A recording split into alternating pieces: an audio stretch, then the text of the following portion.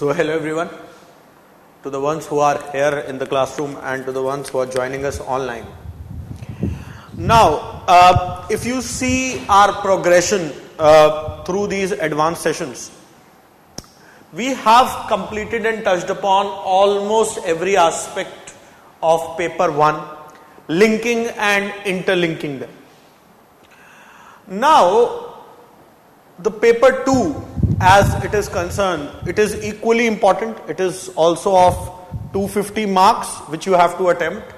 Similarly, it comes for roughly 400 marks in the examination. So just let me know if you have any doubts till the portion that we have completed. That's the first thing.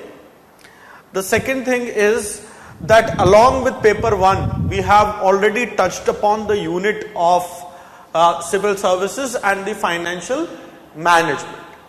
Okay, and rest of the stuff which is given in your session plan, we'll be dealing with it in an integrated manner. So for example, the following session has been detailed out as the constitutional aspect.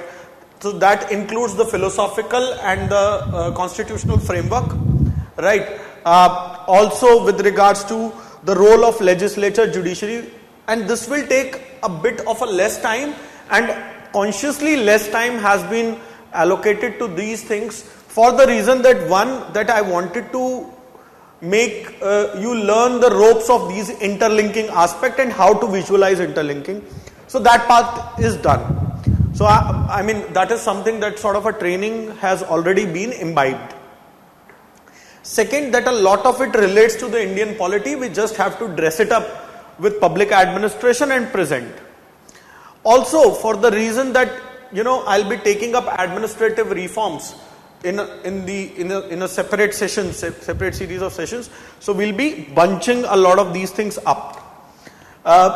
Let me know in the first session itself, while I was talking about the breakup, I believe I did not talk about the breakup of paper 2, or did I? Just check and let me know. If I haven't, I will do that. No, right? So I will be doing that breakup. Okay. Then we'll be touching upon the evolution part briefly, because if you will see the session plan, that evolution part is not mentioned. But I think that a basic understanding of the evolution is something that is warranted, right? At least the dimension which are there. Okay, so that is something which is needed. So I'll be giving a unit wise sort of a breakup so that you get the idea which are the highlight units or the units to focus. Not to say that all the units are important, but still, in terms of the marks, we should have a utilitarian idea. So let us substantively start paper 2, but we will be invoking paper 1 learnings and how you can connect the idea. For example, with regards to Weberian administration, I gave the idea how e-governance etc. can be connected. There will be concepts which are similar. For example, the idea between the bureaucracy and development, the bureaucracy and democracy, those ideas are very much here. E-governance is there, civil society is there, NGO, SHGs, etc. are there. So I will not be again and again touching upon them. Yes, there are some topics which are important. For example, the role of collector. That is also something that is very stereotypical. Okay, but we will try and see it in the linkage to the contemporary developments in public administration. For example, how the collector's role has changed in the era of as development managers. Okay, or in the NPM era, or in the good governance era, how it is moving with the scope. Okay, so we'll be trying to ponder upon these aspects more so that you gain that perspective and insight, right? So the Indian administration, paper 2. All in all, you have how many units? 14. So the first unit is evolution. Okay, largely we are concerned with the Mauryan, Mughal and the British systems, right? In some books you will find even the Gupta and the Maurya and the Cholas, etc. It's always good to have certain insights if you find time, but if you haven't, then it's fine. So similarly, out of the 8 years from 16 to 23, if you will see that roughly 20 marks.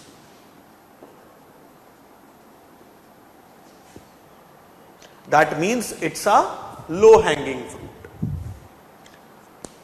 Right? Now coming to the next unit, the philosophical and the constitutional aspect.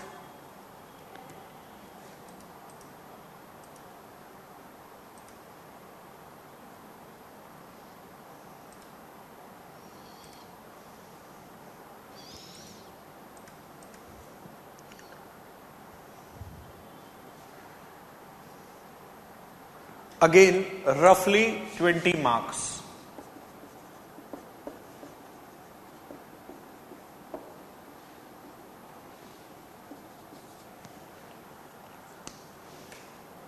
Third unit, that is the public sector undertakings.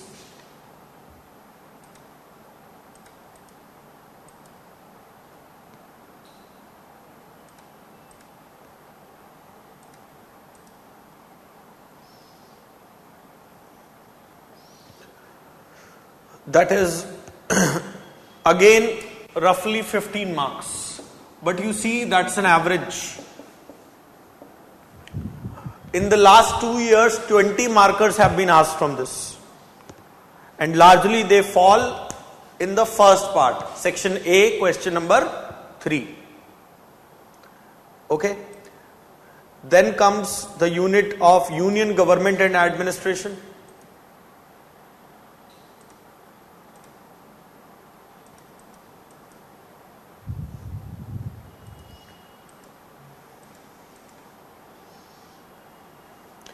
This is a substantive chunk which has been asked for 40 marks.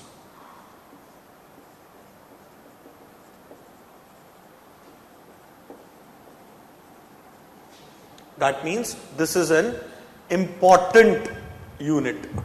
Now you will find that many of the questions from this unit, just as a premier I am telling you, actually belong to the Indian polity era, or within the realm of the polity. But very intelligently you will have to provide them with that pabadish character. Only then you will get the marks. If you will write GS-ish answers, fine, you will get 30, maximum 40% marks. But if you really want to take the things to the next level, you will have to incorporate that. Next is the unit of plans and priorities.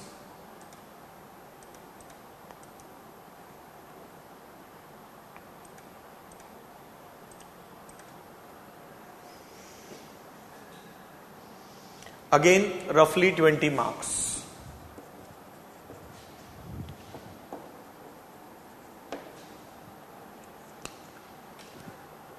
Then comes the unit of state government and administration.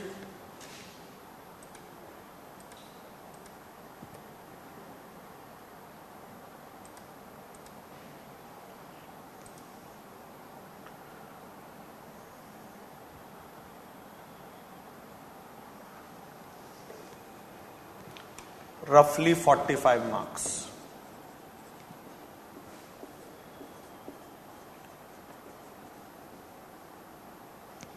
You must be thinking why this fellow is giving these facts. You will realize it soon. Okay. Then comes the district administration.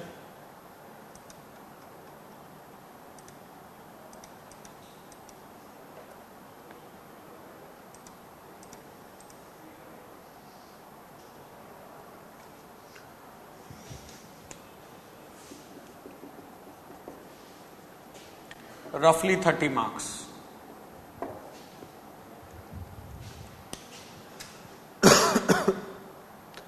Then after district administration, civil services.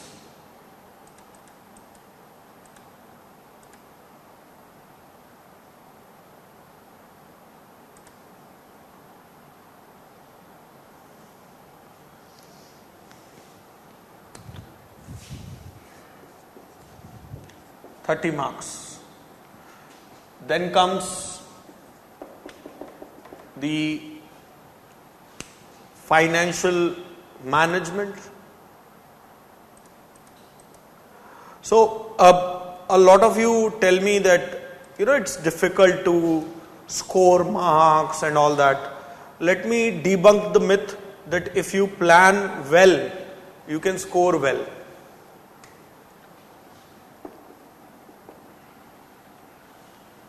(25 marks). Okay. Then comes the reforms part.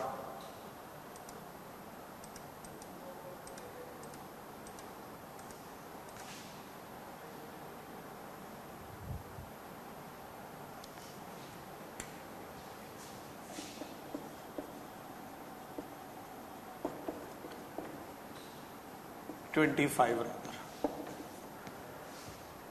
Okay. After the reforms, rural development, urban development, law and order, and significant issues.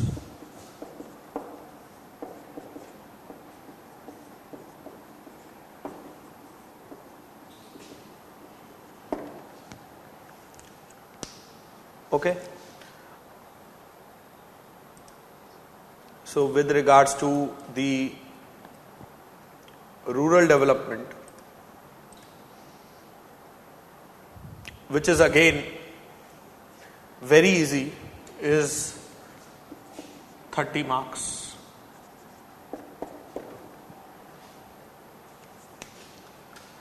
The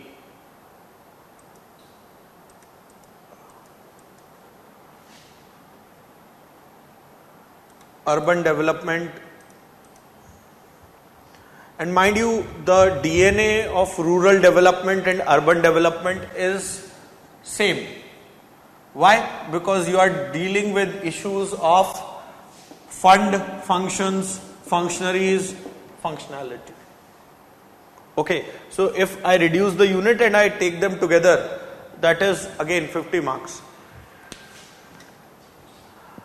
Law and order, a unit on which usually we pay a lot of emphasis with regards to police reforms, Dharamvira Commission, this commission, that commission.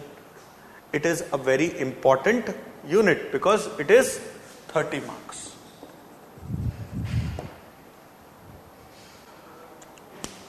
Then comes the significant issues, the last unit.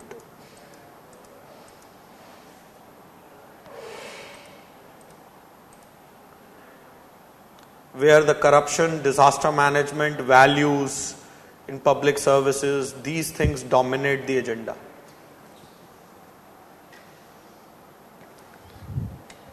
Massive 55 marks. Now this should open an eye. Eye in the sense that we have to attempt 250 marks. Let me, for argument's sake, leave these units which have a lot of facts and jargon to remember aside for a while, because it involves concepts like constitutionalism, constitutional morality, and things like that. Let me take the straightforward units which have a lot of interface with contemporary developments, and the traditional conceptual moorings of it is largely in stone. They are cast in stone. Very little development happens there. For example, Indian polity has been criticizing governor, or the governor's role has been under question ever since the majority of the Congress party, the era of the majority of the Congress party ended with ESM Nachiampod in 60s. Okay. So this unit This unit, plans and priorities, we remember planning because of GS. See, such a low hanging fruit, but still very much manageable. So 40, 45, 20, 105 is this. Leave aside district administration for a while. Civil services, because we have done, we do personnel administration rigorously. 30 marks this. Financial administration this. This makes it 160. Now come here. Rural development, urban development. 50 marks more. 210. Then significant issues, corruption, this and that, disaster management, ethics in public services, which we deal with, personnel management as well. So, you are well past 250. Are you getting my point? So, the idea is fairly simple, that while if you see it is an even distribution for the fact that there are 14 units. Okay. But they are so much interrelated. Can't you link the issues of fund functions, functionaries in rural development, urban development, and this has an overlapping with district administration as well. With the financial management aspect, with reform, don't you link reform with significant issues, law and order? Right. So there are many overlappings. With regards to autonomy, accountability, control, there are issues in PSUs.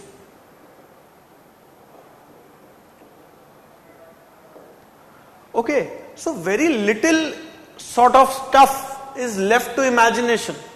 You can well manage the paper 2. In fact, it is easier to manage paper 2 once you have managed paper 1 well. But a lot of you, the students have a sort of a two ways. You know, I have done paper 1 well, but I do not know paper 2. Arre? Kaise? All your participative management theories will be used here. All your leadership theories will be used anywhere and everywhere you are looking at institutions. Even here also. Largely issues remain the same. Civil services, corruption, functionality, transparency, accountability, issues related to ethics, etc. So, you can very well manage this paper. The moot point is this. So, are we all in agreement to this?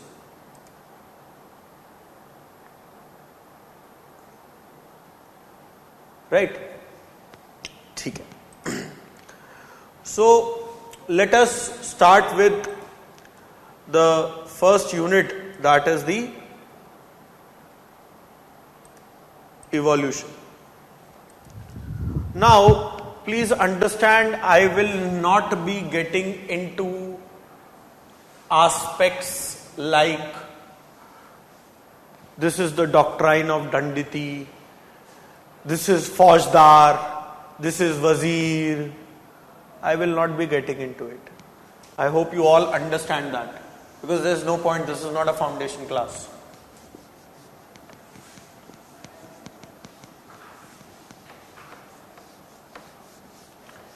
We will be looking at, like I said always, we will be looking at PYQs and will seek guidance from them.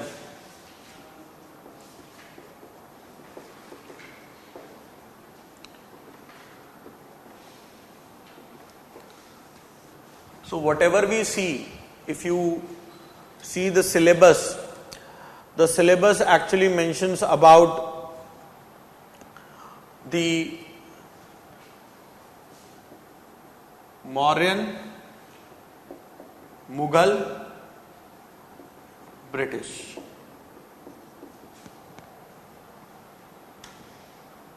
But there is an aspect that is there, which is Indianization.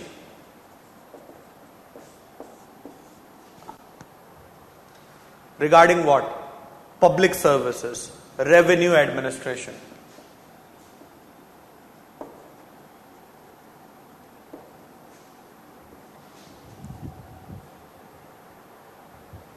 Okay, district administration,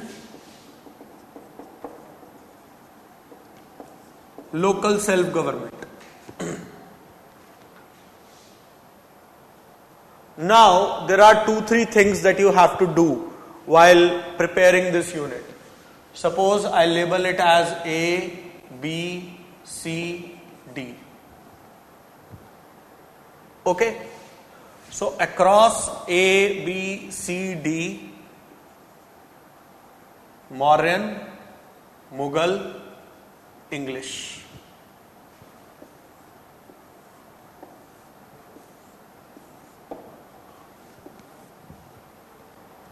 You have to see these aspects, that how the administration was there, what was the structure, what was the functioning. A good template would be to see what is administration. Administration is at the very basic, बहुत simple है. What was this during this? And now extrapolate it. What of all this is there in present? If you will check all these boxes,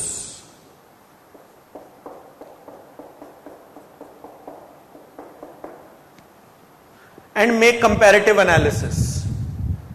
With present, there would be certain matrix. For example, good governance, empowerment, centralization, decentralization, right? These aspects, e-governance, Weberian rationality, okay, structural functional aspects. What is new and what are the remnants of the past that continue to endure? For example, if I look at the law and order administration. In law and order administration, if you will see, less Mauryan, but more Mughal and English influence which is there. You still have courts where officials are being called as Munsif, Tehsil, right? Or Daroga. The Thana system itself is a legacy of what? It's a legacy of the Mughals, Kotwali. Right? So that is there. Now that is your unit of police administration. Now unit, extrapolate how the police administration is there. Then plug in the substantive ideas, separation of law and order functions and investigative functions, reforms, pyramidal structure, on these aspects. So this is how, through this grid, basically you can revise it better and you can deconstruct the entire unit better. Because these are the areas that are being asked again and again. Let's sample this through certain previous year's questions that have been asked. You see, 2016. The Regulating Act of 1773 not only introduced values in administration. Now what values are we talking about? Was it the British administration, so there would be values of empathy, compassion? No. The idea of neutral, impartial, professional, merit-based civil services. The core values which you associate here, not the expanded NPA values. Okay, so you should exercise your judgment. Right? But also laid the foundation of centralized administration in India. Centralized would mean top-down, concentrated decision-making, elite decision-making, bring up decision-making theorists, elite model. Right? So this is the British legacy. By the way, 2016 was a year which marked a substantial number of questions from this. They were 40 marks. Okay? Then, so let me tell you, this marks distribution is not static. This is the average number of marks that I am giving you. But the chances can vary. But it is suffice to say that if we have mastery over 7 or 8 key units, we can attempt the paper well. It is not to suggest that for other units you completely leave them. Okay, but a lot of you are struggling with time management, etc., and there will be those sort of death overs in this match where you will have to do pinch hitting, right? So at the time of doing that pinch hitting, remember these things. Do pinch hitting with a plan in mind. Okay, next. In contemporary times, Kautilya's Arthashastra is relevant more in the field of international relations than in economic affairs. Analyze. So look at Arthashastra, the mandala theory and other things.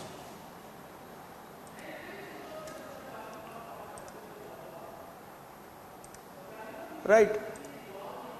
Saptanga theory, mandala theory, etc. Okay, so I'll be discussing that theory in a while. Okay, then again 2016. So 2016 was a year where it touched upon Mughal, Mauryan, British, all of them. A significant legacy of Mughal rule in India is well organized revenue administration at the state and district level. See, revenue administration at district and the state level. So you should know the officials, the structures,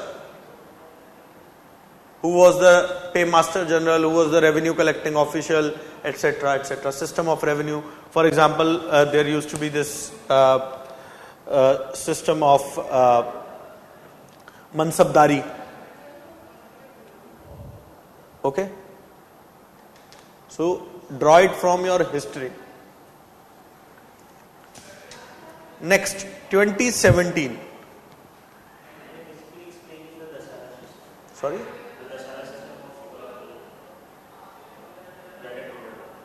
Yes, you can explain that. You will have to put that up, but the point is you cannot put the system as such in the from the structure you will have to derive the system.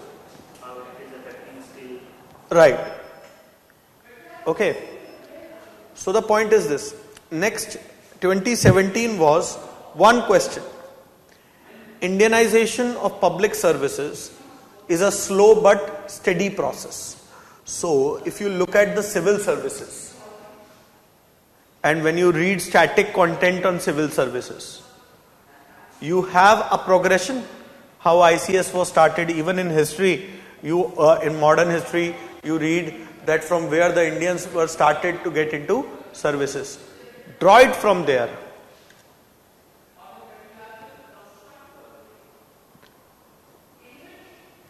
Next is 2019. Again one question, 10 marker.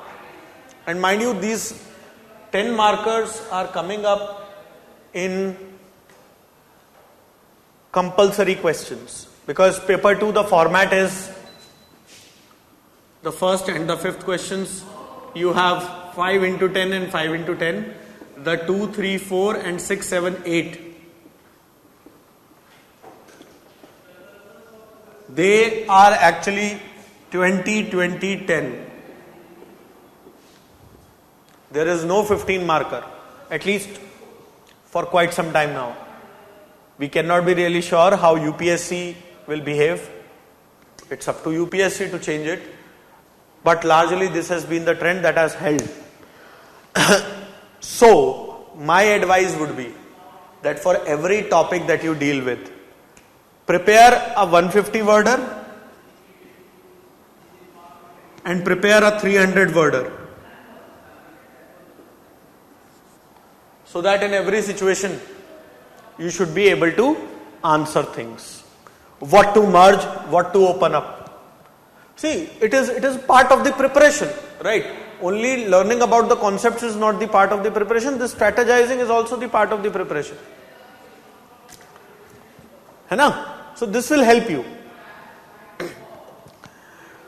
Or for every topic, if you are intelligent enough, if you can mold your mind, at least prepare this so that this you can make. Okay, because in the examination often, depending upon person to person, man to man, it varies. Some people find dearth of content, some people find abundance of content.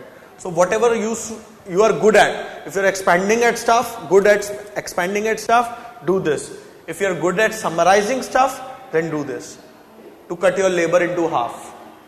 If I would have been in your shoes, I would have done this. Okay, but again, it depends man to man. This is not a general prescription. Right. 2019 Arthashastra. In the text of Arthashastra, the state is neither a police state, not merely a tax gathering state. So it is looking at the constitutional philosophy of the state. Was it a welfare state? What will you qualify that?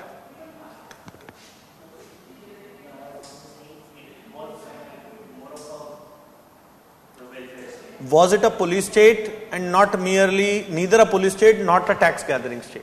What was it? You see, law and order, this is how you will have to think, that law and order and taxation are the essential functions of the state. But obsession with either or both of them makes the qualitative and philosophical orientations of the state very radical, wherein it tramples upon the other functions of the state. So, the Mauryan state was neither a police state to the extent that it was a state which was believing in subjugation of its subjects, nor it was a revenue maximization state wherein it believed in squeezing of its subjects. It was a rational state premised upon the monarchy, which was the order back then.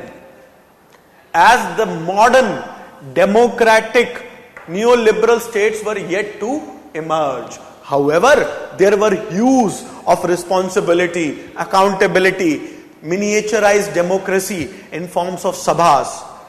Also, the state was a constitutional state, wherein the state mandated that the king is the constitutional slave. The duties of the king were clearly laid out. See, if I know certain basic elements about the state, I can actually construct the narrative.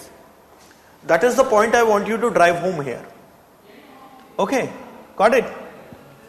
ठीक है जी. Next, 2020. So 2018, surprisingly, there was no question. 2020, Mughal administration incorporated a combination of Indian and extra-Indian elements. So the Indian elements, the extra-Indian elements which were brought from outside, Persia, Iran. Okay. 2020 again, it saw 20 marks coming from this unit. Public services in India are an evolution of British Raj. Trace the indigenization of services. Now see, with regards to Indianization of services, isn't this question same to the one we discussed before? Right? है कि नहीं? Next, 2021. Kautilya envisages protection, welfare, prosperity of the state and its people as the utmost concern of the ruler. In this context, discuss the significance of Kautilya's emphasis on governing, accountability, justice in contemporary India. So it is looking at the Kautilyan state and Indian state and comparing it. Also, if you look at the first part of the question, isn't it similar to the earlier one? Was it a police state or revenue maximizing or tax collection state? So see, this is how you can find those patterns of similarity. Next, 2022, again 20 marks. So it is wavering, 20, 20, in and around 20.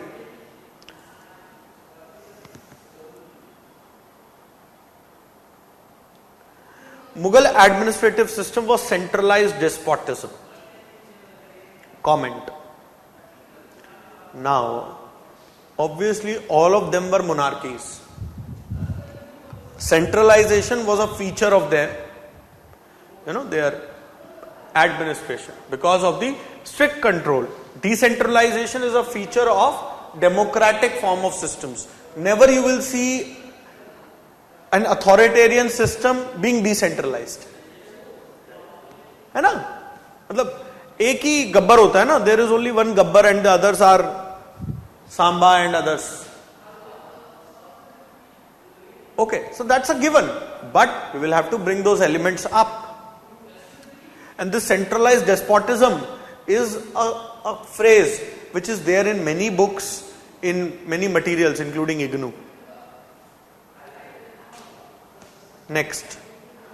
The Government of India Act 1935 is the most important source of Indian Constitution. This you can put here, this you can put in Unit 2 as well. I mean, depends. Since it's the legacy element, therefore I have put it here. It was my understanding of things, but definitely I do concede that there can be two opinions about it.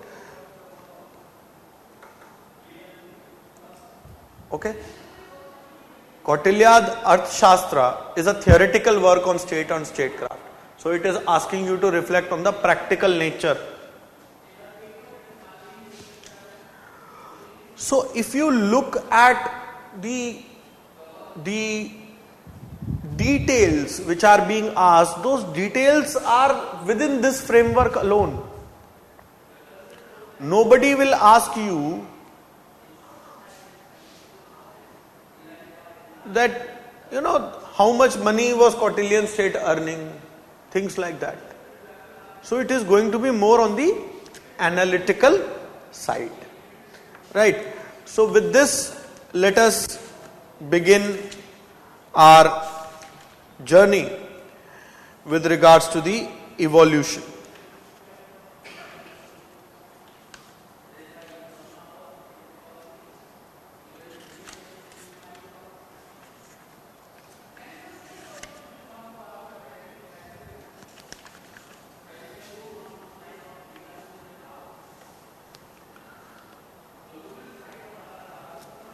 You see, you need to remember the important offices which have been there. For example, important offices and important doctrines and institutions.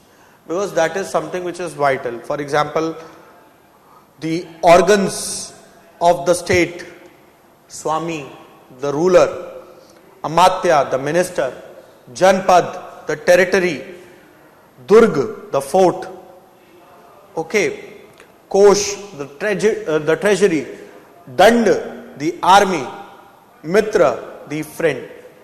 And this, in the sense, is the Saptyang theory that is at the philosophical core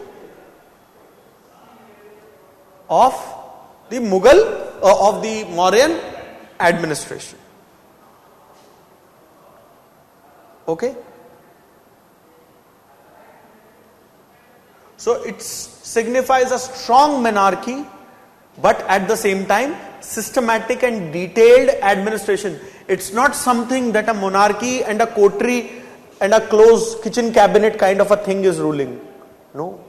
There is a well-oiled administrative machinery which is at play here. Okay. So this is the structural core, so as to say.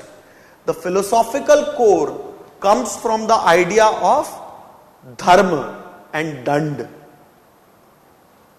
Even in today's politics, the doctrine of Raj Dharma, right? Rashtra Dharma, Raj Dharma, these things are invoked. You look at parliament speeches, you look at speeches of leaders like Atal Bihari Vajpayee. Okay. So, dharma is closely aligned with the political idea of state that has social leanings. That means this dharma is what? It is the social duty which is to be performed by the state.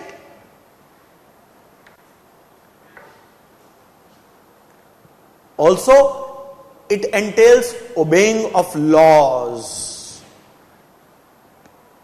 Obviously, then the laws were largely derived from customs.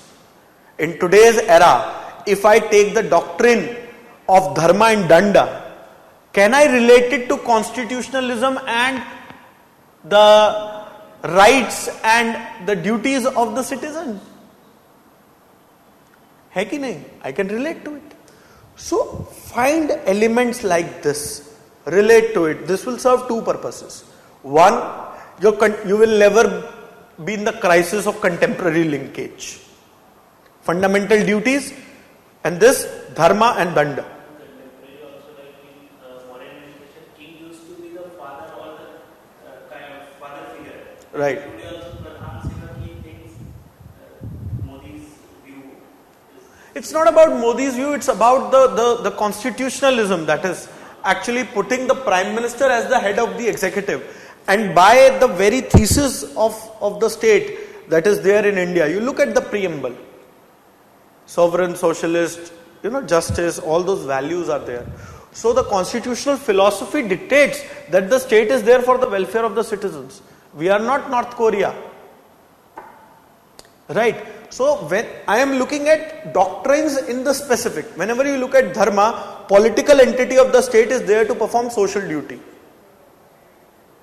Right? So you can link it with, let us say, danda, and there are two sides of it. One is the duty of the state towards citizens and other is the citizens towards the state by following rules, etc., customs. So what is it? It is DPSP, it is fundamental duties combined based on the side that you are looking at. So this sort of interlinkage is something that I want you to make.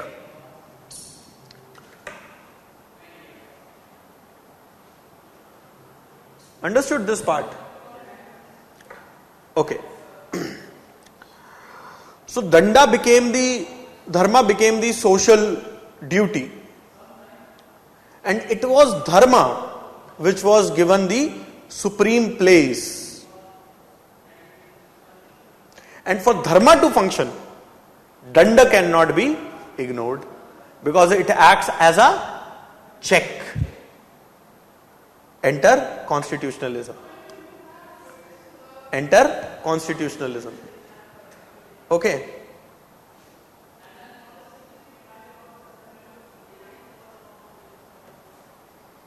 So it acts as because you see, then there was a little difference between state, society, people and religion. Please understand. All of these things were very closely knit. They were not taken up in silos as we do them today.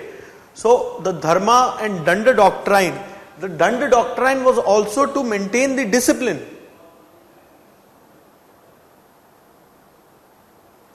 It was coercive.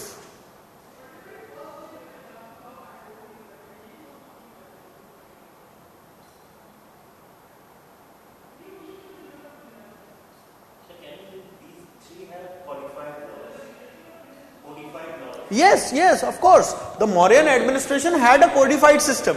We can say that they were codified, but what was the philosophical thread that was running? For example, the application or the interpretation of danda was with whom? King.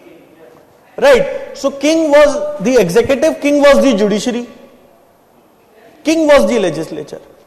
That is there. So whenever you look at danda and all these things, yes, they were codified for the reason that you have so many pillars and other edicts which are there. And there were set rules. Even the king was subjected to certain rules.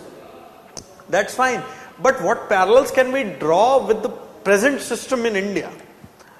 Okay, so with regards to danda, it was the king's right to punish a person. Okay.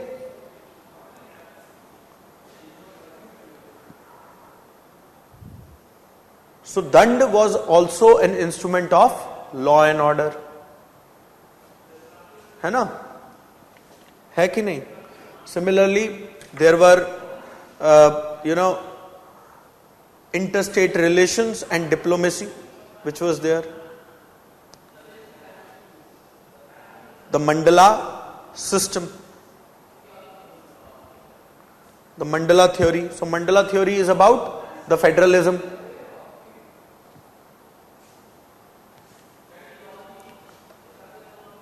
As well as the international relations.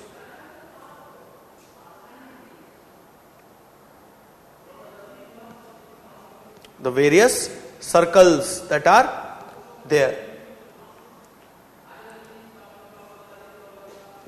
Okay?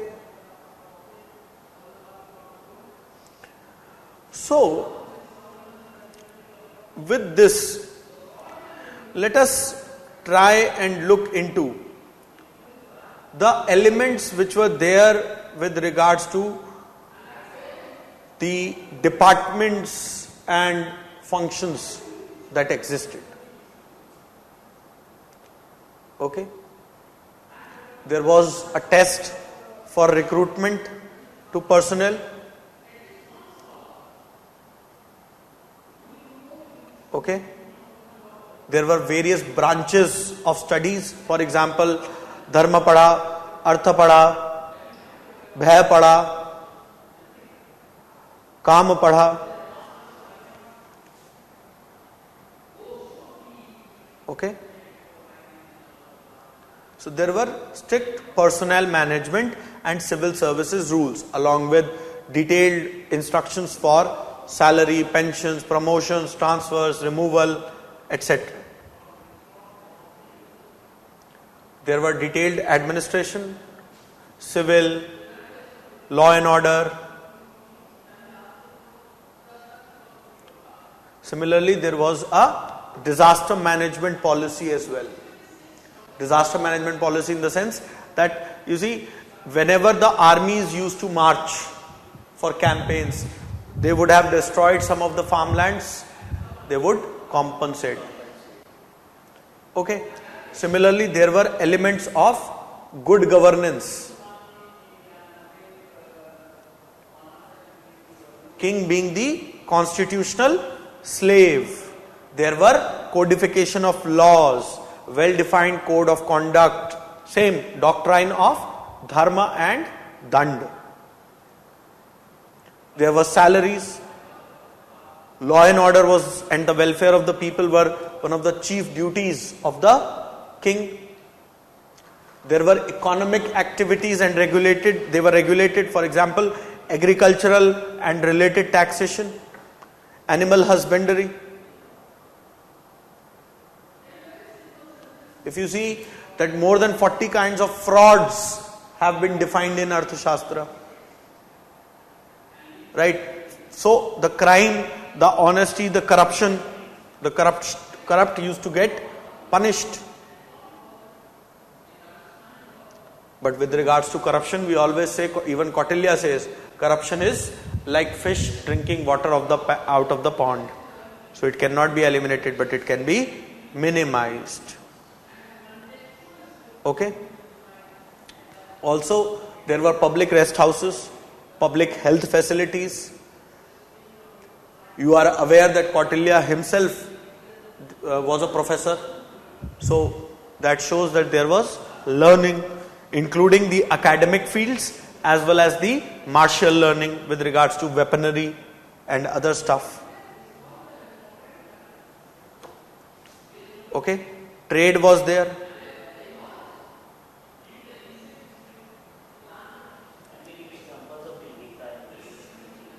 Sorry?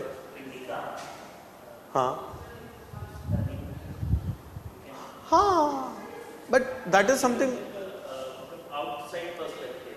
Yes, you can give the example of indica, it's the outside perspective, but please understand, there is a simple issue. In India, people eat pan masala, just a random thing, and we will do like this. Okay?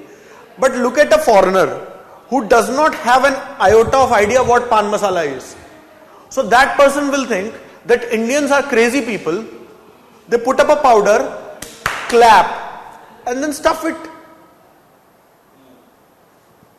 I mean, that's an intoxicant. People take it to get high and whatever. I'm not getting into it. No, neither I am please endorsing any such stuff. But the idea is that the outside perspective can have the elements of subjectivity. Right. So, for example, in Ganga Jamni Tehzeeb, the festivals are celebrated. generally you would see the people who belong to religions in which there is no prohibition of non-vegetarian food would tend to avoid non-vegetarian food during Navratras. So the outside perspective will say, oh, they are getting persecuted. But I have so many friends who do not feel they are persecuted at all. They say that it's fine here. We do it out of you because we need to meet you, we need to hug you, we need to shake hands. So what? So we don't think that your religion should get polluted because of the fact that it does not mandate it. But an outsider perspective like that of a Washington Post or a New York Times or a BBC will think that they are being persecuted. Right, I am alluding to the current debate. So the point is this, that things like these happen. So with referencing works like Indica and others, please be very cautious that you reference it in the right spirit. Right, more than history, right, that is the point that I want to convey. Also you see, if you look at the theoretical moorings of the Cautillian state as it used to exist and you compare it with the present administration and you look at the features, for example, authority. The mode of conferment of the authority back then was largely based on the charismatic as well as the trait theory, traditional, approaches to authority. Whereas in modern systems, we might agree with the Prime Minister, we might like the Prime Minister or do not like the Prime Minister. But whosoever is the Prime Minister is the supreme leader of the executive. So you might like Mr. Modi and you might not like Dr. Manmohan Singh, but they were sitting at the equal place. Okay, so in our system, what is the source of authority? Legal rational. Legal rational. Because it has followed a due process. Okay? Also, since the codification of laws were there, so were laws entirely subjective or objective? They were objective.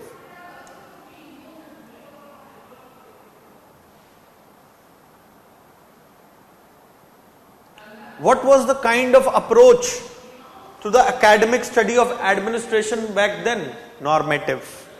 What were the norms? Whereas in today's administration, you have a hue of normativism, but more is rationalism.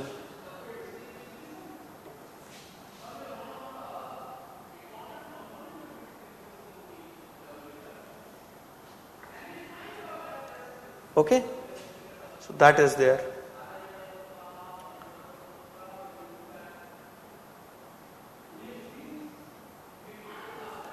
Right? So that's largely I wanted to convey. Let me just give you a broad outline of the mandala theory.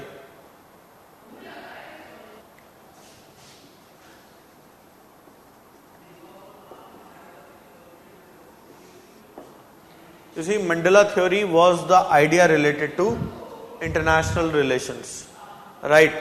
Also, some part of it can be inferred for federalism as well. Okay, but largely, since it was a centralized administration, you cannot say that the entirely federalism aspect is there. But please understand that the time and span of Kautilya was huge, and there was some instance when the Kautilya was at the Mauryan administration was at its peak. It did not vanish in a day, right? It got disintegrated over a period of time. So the postulates of mandala theory have a permeability of interstate relations as well, but do not highlight it very much. Highlight the international relations aspect more. Okay. So the basic premise is that your neighbor is your natural enemy and your neighbor's neighbor is your friend.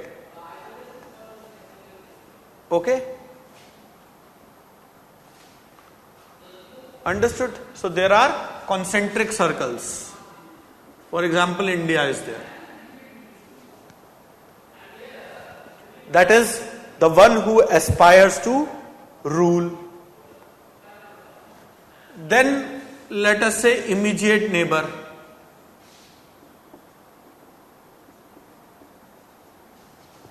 China, Pakistan. So this is Vigishu. This is Ari.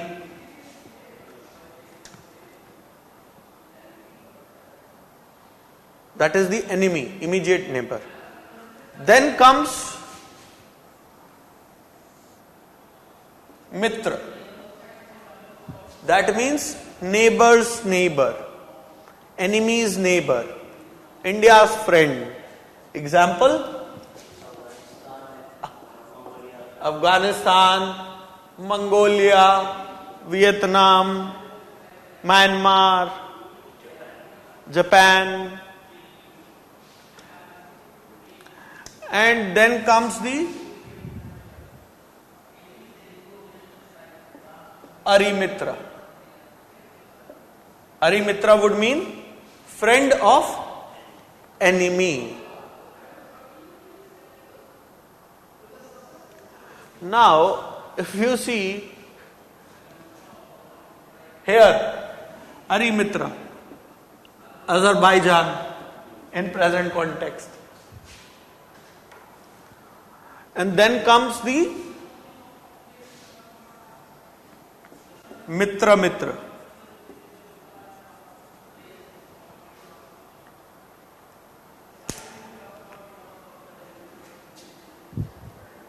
Russia. Okay, so the point is this, that at the core of it is that your neighborhood and the natural struggles that come with the common boundary. So it is a very practical reality. Because earlier, if you see in ancient times, the borders used to get defined by natural features. Geographically. Okay, something that is beyond the access limit is a foreign land. But with the coming up of trade, with the coming up of interactions, however rudimentary it is, then people began to exercise influence. And hence emerged the concept of buffer states and other aspects. Therefore, the mandala theory as given by Kautilya is as much relevant today. So you will often be questioned on mandala theory if it is asked on the present day relevance. Take example of quad. Can you fit it here? Mitra. Right. So this is how you will have to draw the parallels. Yes, even in present times, in many cases it might not be there because the international relations have gone far more complex and multifaceted. Yes, China is our enemy, but it is also our largest trading partner. Okay. Right. So all this is there.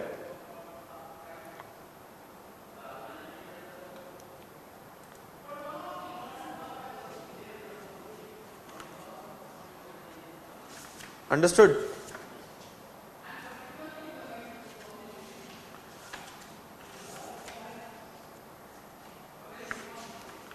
Now,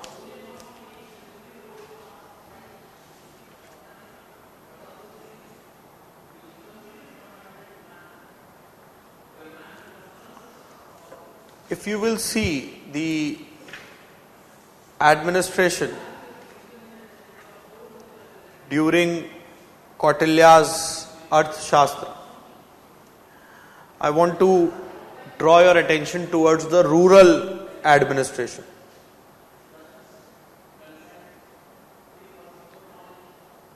So there were 5 stages of rural administration. The first was Gram, second was Sthaniya, third was Dronamukha, fourth was Kharvalika, fifth was Samgrahana.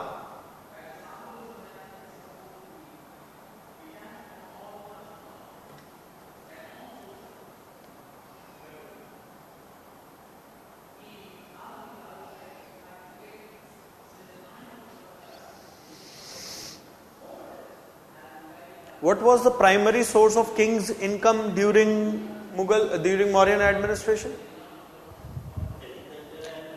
Agriculture. Because that was the primary economic activity that was there. Okay?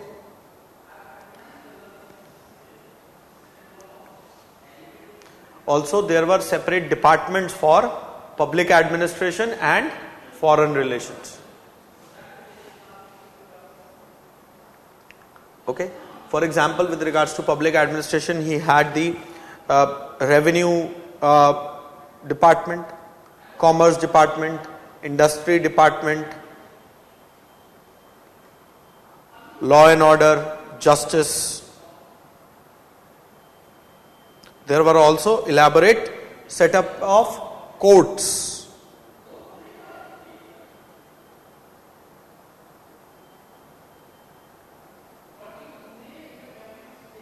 So the Mauryan state was a welfare state in that sense. Obviously not by... Sorry? Yes, supervision, accountability and everything was there.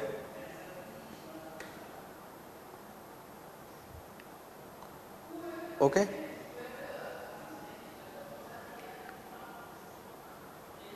For example, like I said, disaster relief, famine, floods, drought, etc.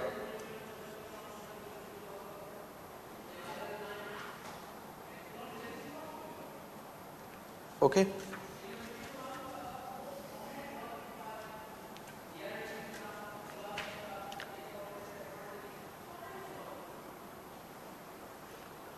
Understood? So can you contextualize the similarities? This is a homework. Contextualize the similarities between the Mauryan administration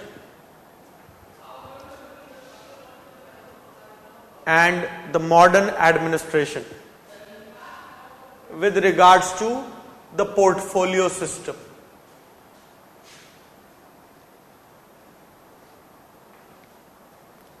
With regards to the portfolio system.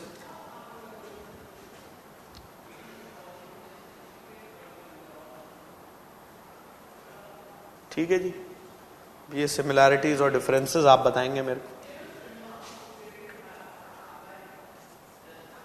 Now, let us move towards the Mughal administration.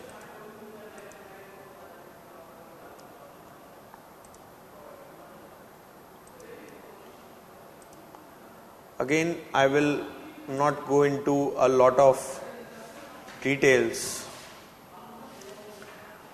You see, Mughal administration, whenever we talk about it, it reached its sort of a zenith during the reign of Akbar. And before that there was ascendance, and after that there was descendance. So we'll have to take it with a pinch of salt. Not everything during the Mughal administration was hunky-dory.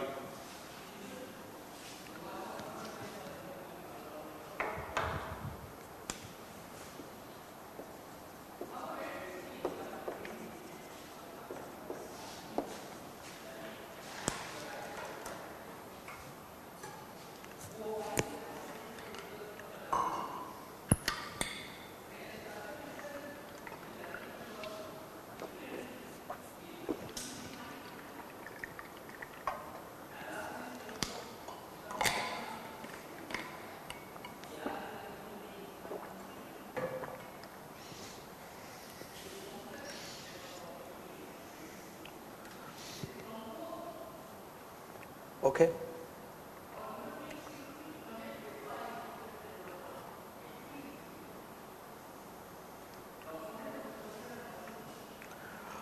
So I want you to actually look at Mansabdari system.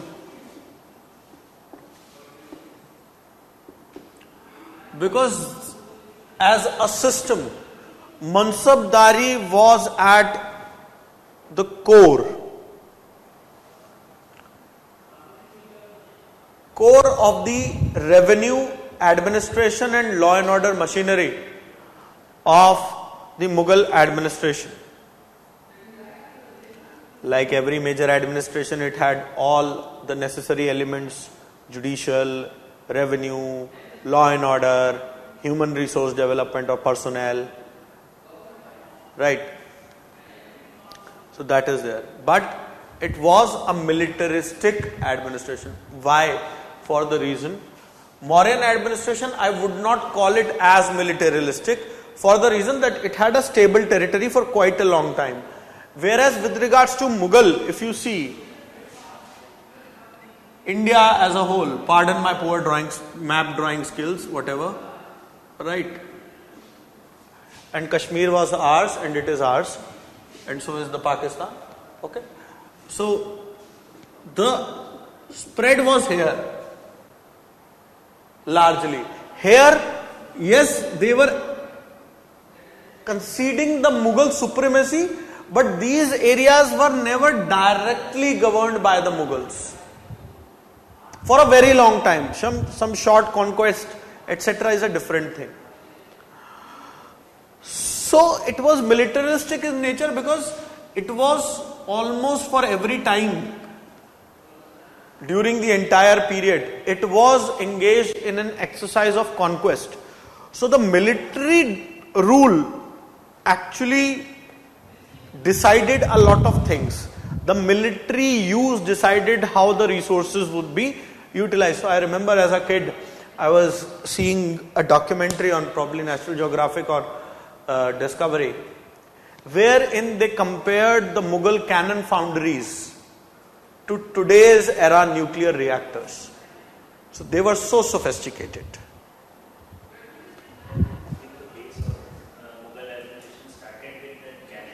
Right. So it was on the back of the cannon that Mughals conquered India. We can say that.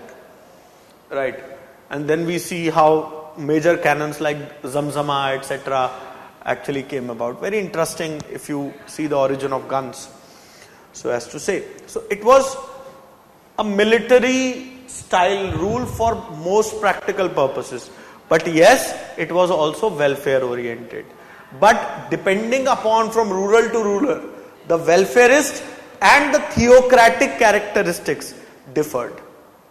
For example, Akbar, when he came, he understood that there are multiple factions based on religious lines because the majority of the population was Hindu. So he started something which is called Deen-e-Ilahi. Right. So things like that were there. But the status of women, the social aspects and the administrative aspect largely remained constant for a very long period. Okay. Also, it was a rule where codification of rules was important. The king was the law, that is okay. But whatever the king used to desire used to get codified. Also, there were strong theocratic elements in the nature of the state. The Mauryan administration was largely governed by customs, whereas the Mughal administration was largely governed by theocracy.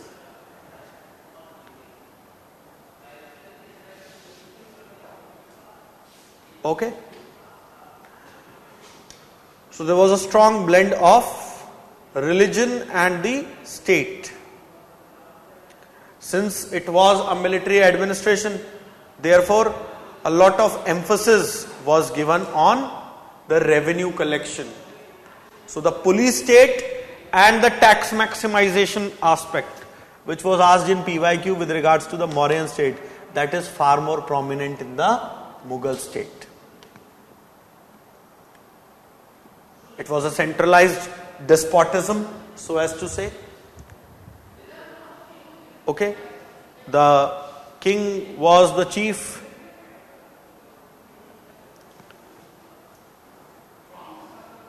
There were various offices, I am not getting into the details of it. Wazir, Mir Bakshi, Qazi, Daroga, etc., etc. Okay.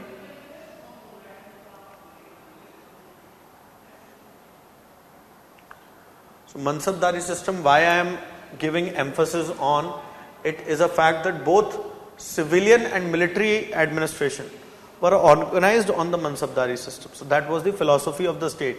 So your next homework would be to find out the similarities and differences between the Mansabdari system and the structural functional orientation of the state and the Weberian bureaucracy. Okay, so that is something that you will have to give it to me.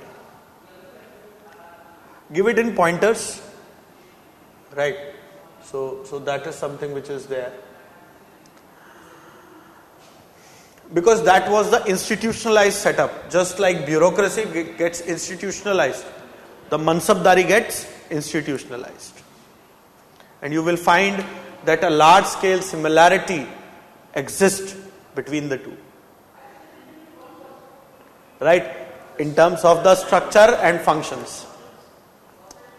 Yes, the rationality part is somewhere blurry for the fact that a lot of Mansabdari, the criteria was not on the merit, but merit plus loyalty to the king. But don't we demand the bureaucracy to be loyal to the constitution? Okay, so these kind of caveats you should be there. But understand, it was not complete negation of merit. There were elements which were there, which were taking care of the talent aspect, the meritocracy aspect. Also, performance based promotions were a part of it.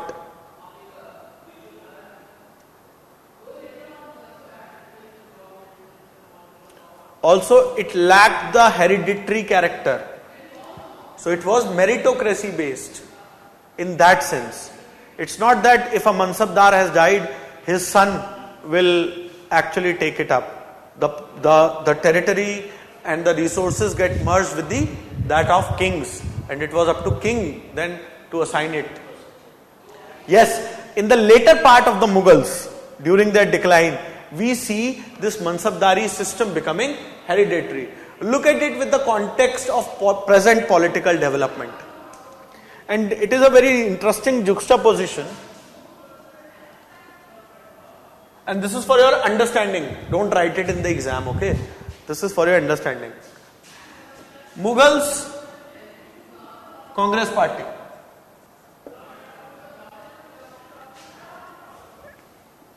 Merit based, power based, authority based, so you had various chiefs. Come independence, the pinnacle of the Mughal rule, and the independence, the pinnacle of the Congress Party. So here comes Akbar, here comes Nehru. Right? Please, I understand that this can be controversial. I am not intending to create any controversy. I am just telling you how a functional structure can get dissipated and can acquire non-rational undertones. Unquestionable leadership. Right? Then after Pandit Nehru, Shastriji comes. After Shastriji, Mrs. Gandhi comes. Till then it is fine. Till Shah Jahan and others, it is working fine. But post that, you see the central authority getting weakened. Therefore the regional satraps, your Sharad Pawar, your Mamata Banerjee, your this Chavan, this person, that is coming up. That is coming up. So it started, the rule is very much there, the sacrosancy of rule is there. But in practice, it is not being obeyed. So now, earlier, the Mansabdars who were there for the benefit of the state, treasury and the central authority are now realizing their own benefits. So after Tarun Gogoi, Gaurav Gogoi comes. Right? So one leader goes, the institution which was not hereditary started becoming hereditary. And that leads to what? Weakening of central authority. So the other forces came.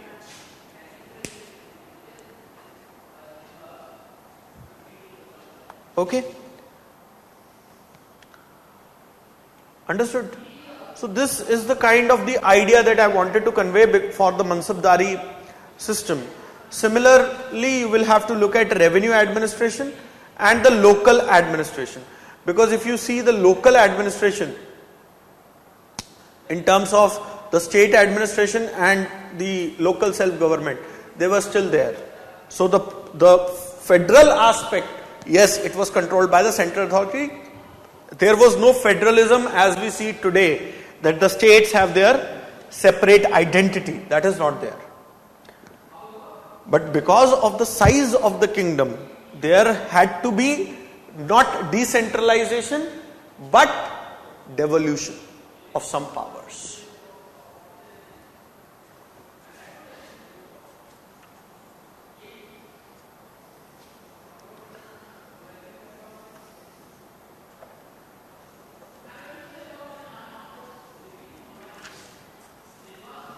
Okay?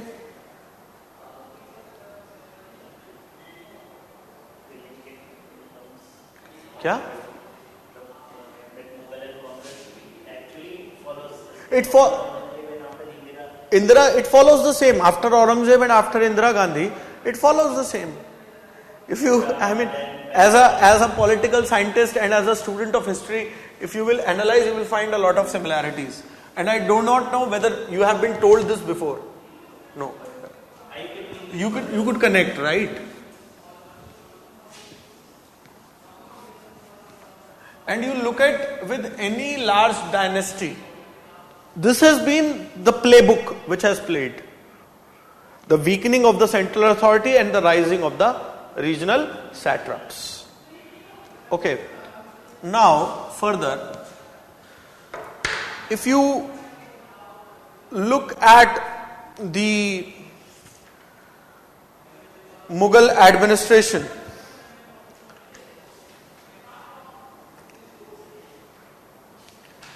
ideas of Abdul Fazl and Todermal, they play a very important role.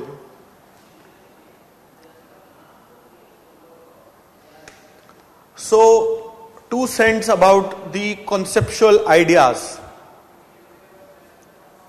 Actually, Fazl is looking at Barney's, ideology as the philosophical basis for Mughal administration. So with administrative thinkers, contextualize this. Okay.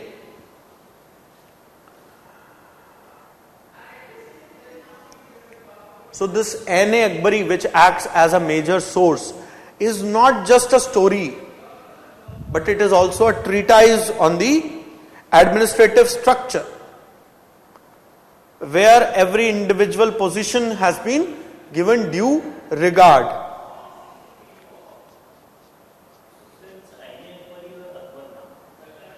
N.A. Akbari.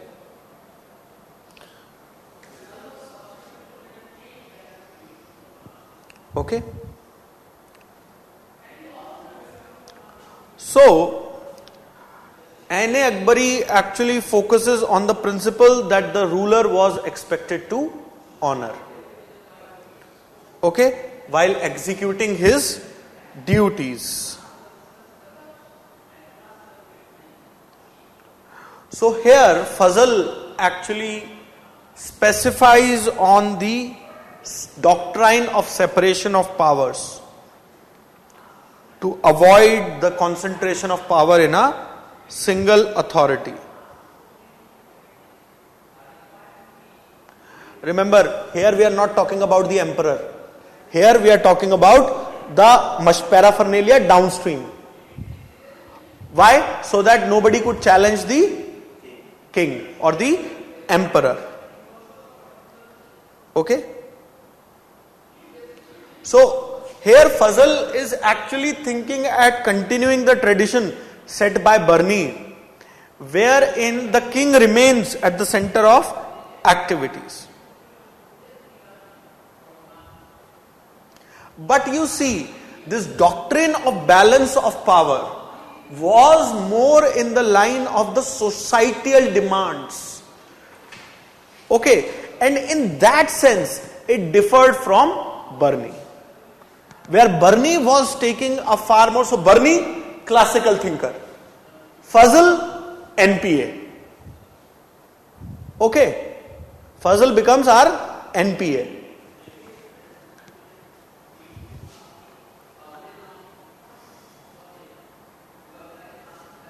Because he was looking at the Hindu-Muslim amity as a tool to enhance the administrative efficiency.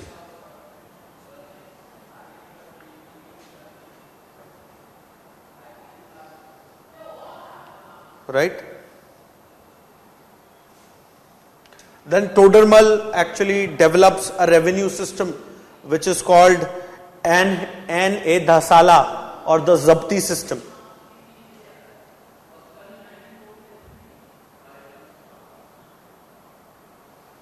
It was all about the sophisticated revenue measurement, land measurement. Therefore, the units like Bigha actually come into the picture.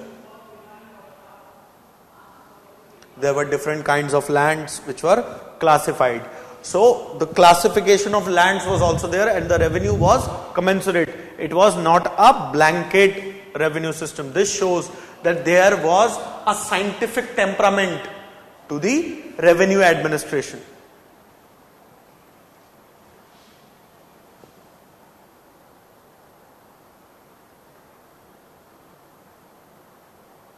Okay. Similar was the Batai system of cultivation.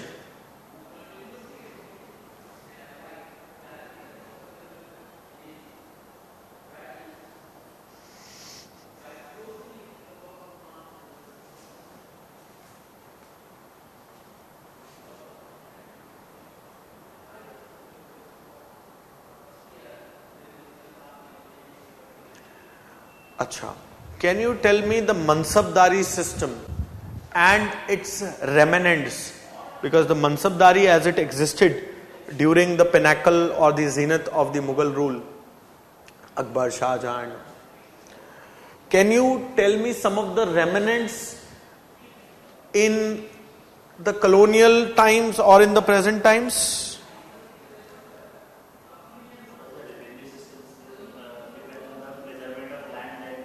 Okay, that's fine. But structurally, as a system to govern revenue administration, as a system of taxation, district collector would come later. Zamindari system. Zamindari system is nothing but an offshoot of the Mansabdari system. Yes, the political power, the prestige changes during the British times because they want to create a different social order down below. But the administrative principle remains the same. Right? So that is there with conferring of titles like Rai Bahadur, Khan Bahadur, etc.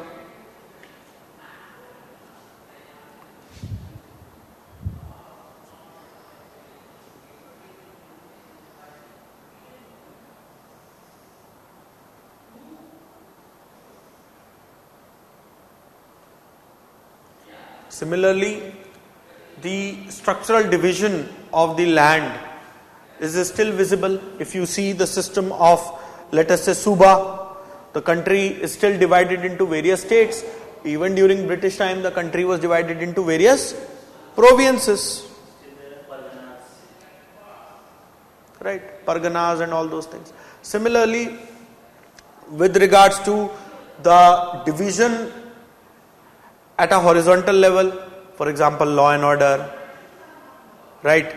Revenue administration, judicial administration.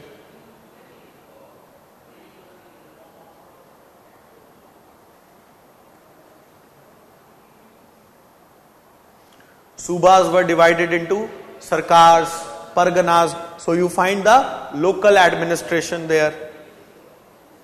Okay, the institutions like patwaris, they still exist.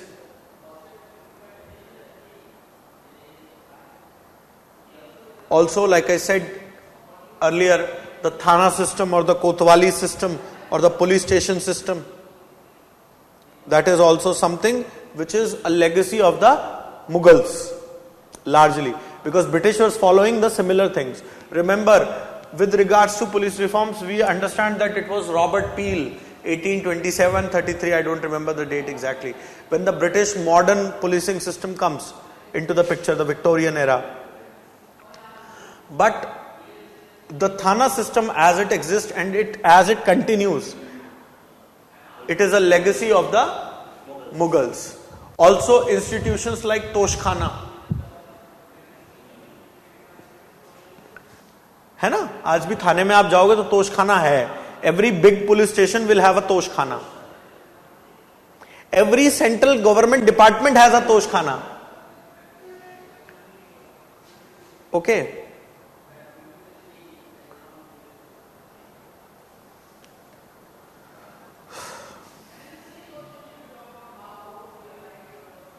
Surveyors were called as Kanungos. Okay, so do remember the officials, the nomenclature, and the present nomenclature, that is. Local administration, these terms are used. Even in local administration, these terms are used, even today. You see, in a nutshell, if I put, the Mughal administration provided the structural basis of administration as we see even today. The British simply painted it with colonial colors.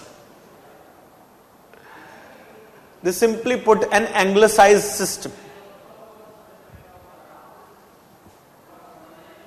Obviously, de-emphasizing upon development and welfareist functions and emphasizing on military and revenue collection functions.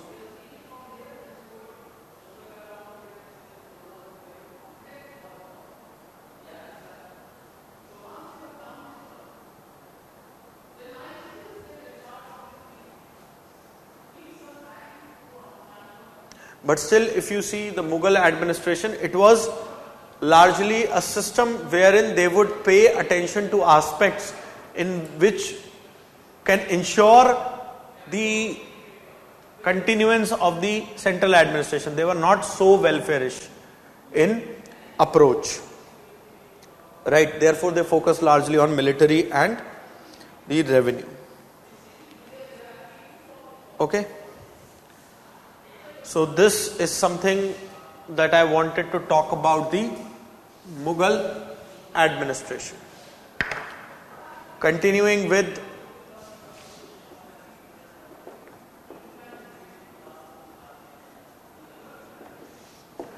the British legacy part. See, just like we have covered the Mauryan and the Mughal, I will not get into the specifics that okay, this was the regulating act, Pitt's India Act, Act of 1909, 1919, 1935. I will not get into it. Okay, various charter acts which are there.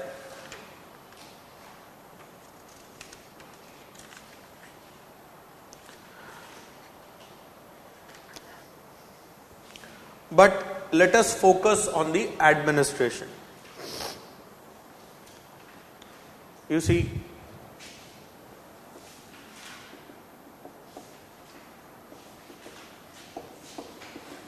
you all can revise all those portions, and if you feel that you are stuck somewhere or there is a confusion, you can ask me. Okay? Because for 20 marks, I do not want to devote a lot. But there are points, for example, civil services and administration, which are important. So you see the structural, role, behavioral and the interrelationships that exist. Thank you.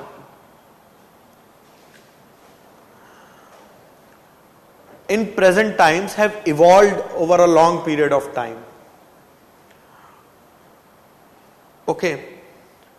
And it is nothing but an incremental metamorphosis of the structure of civil services that started with Macaulay. Okay. So there was this Macaulay Committee report in 1854, which is considered as a seedling for the growth of bureaucracy in India. Why? Because it for the first time talked about a merit-based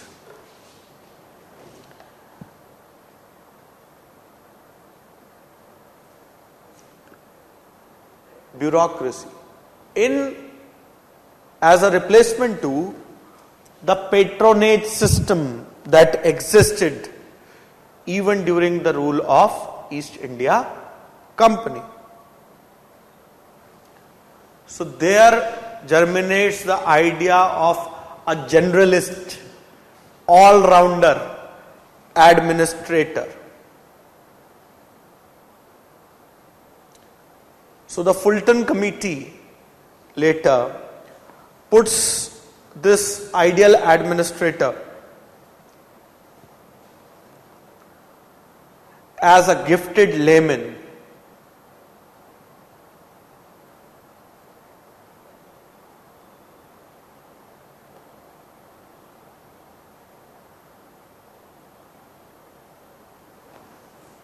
And hence the ground is set for the mighty ICS.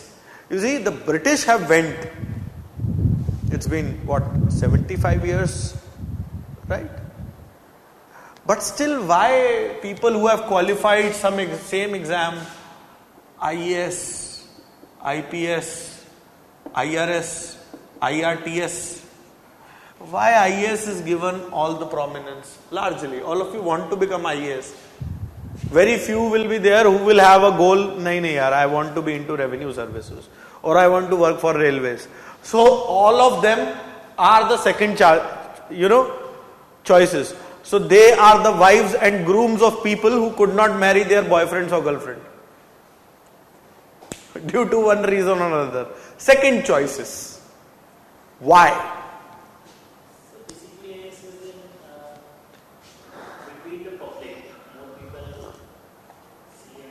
ऐसा कुछ नहीं है. People see an SP also. How many times have you seen your district collector on daily basis? Come on, don't give me that, because your district collector will remain in his collectorate or in his ambassador car or somewhere. Have more financial power. What's the point of financial power? Are you going to fill your own pockets? You see, the whole point is that this generalist idea, wherein based on the job experience, the knowledge, etc., a person can walk into any office and start heading that office. This notion was created during the imperial times for the reason that the English used to consider themselves superior. But is it relevant 75 years down the line? Not to suggest that a healthy balance of generalization and specialization is there. Now, you have so many services, right? More than 15-20 services, 20-22 services, right? Why to actually be obsessed with IAS? Don't tell me that it has the largest interface. No. How many times do you see a district collector? You don't.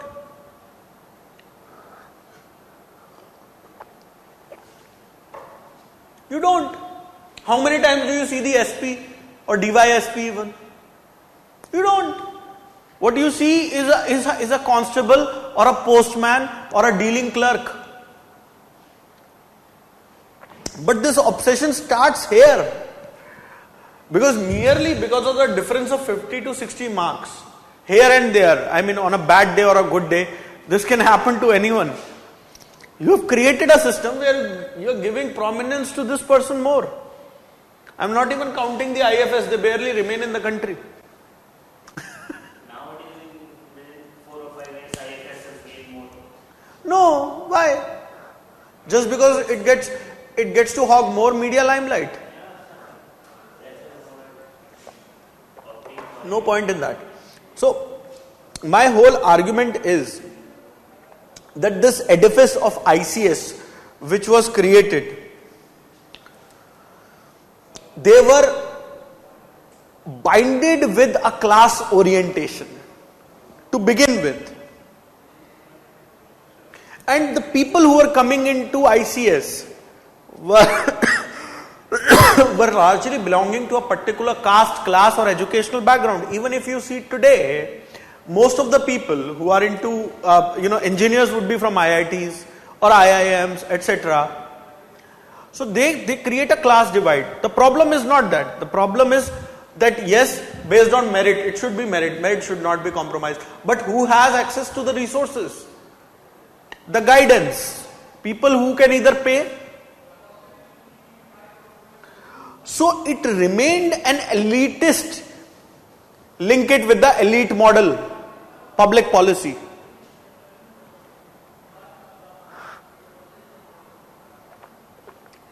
And hence, when a system's DNA is like this, will it promote and perpetuate the inward self-aggrandizing orientation, or will it promote the democratic participative orientation?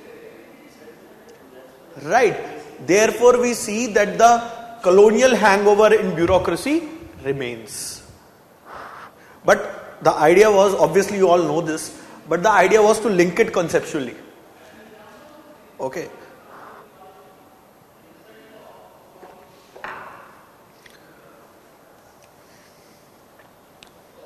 Right.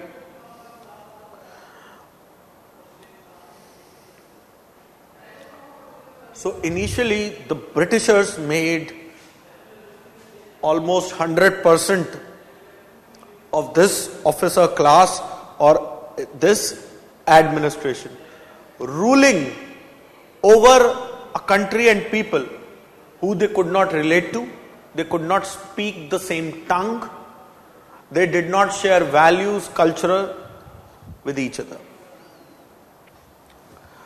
But since the nature of the state was exploitative, colonial, it worked. Because there was less emotional attachment, there was no compassion, empathy, etc. Okay, I mean till very recently would mean till Churchill and others, they have been labeling Indians as wild beasts, animals, illiterate people, snake charmers. Okay, but civil service as an institution was placed on an exalted place because of these developments.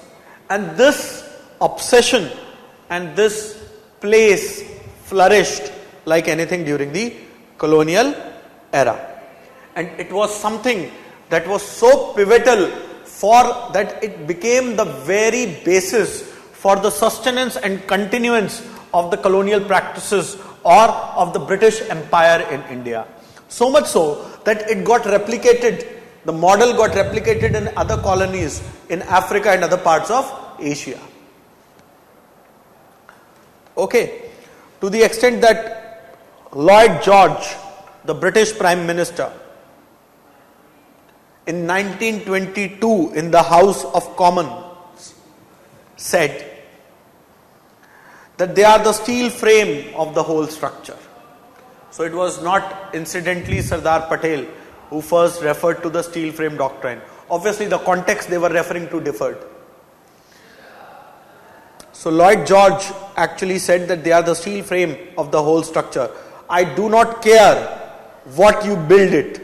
If you take the steel frame out, the fabric will collapse.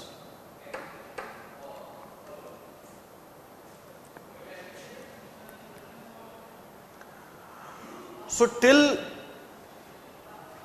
the initial 2 decades of the 20th century, that is the 1920s till 1920s, early part of it,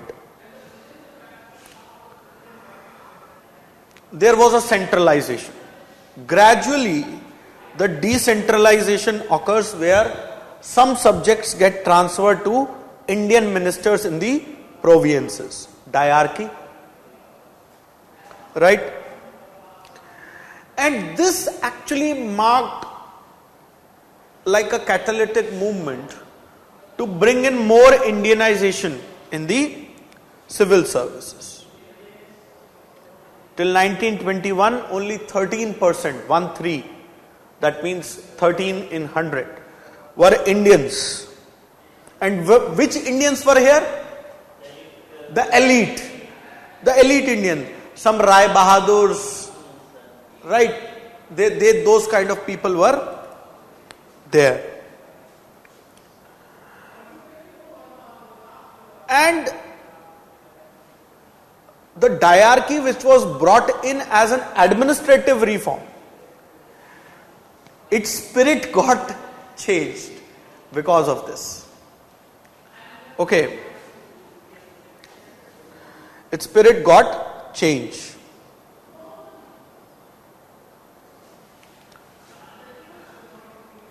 And in this context only, Lloyd George makes the remark of the steel frame. Because the British officers petitioned the British Prime Minister that this should not be allowed. So to protect and perpetuate, so what was considered as an administratively rational move was scuttled by the politics. So, political interference in effective administration, socio-cultural context, linking it with the society. बनती है ना, एक case study बन रही है ना, we are framing a case study out of it. Okay, so that is there.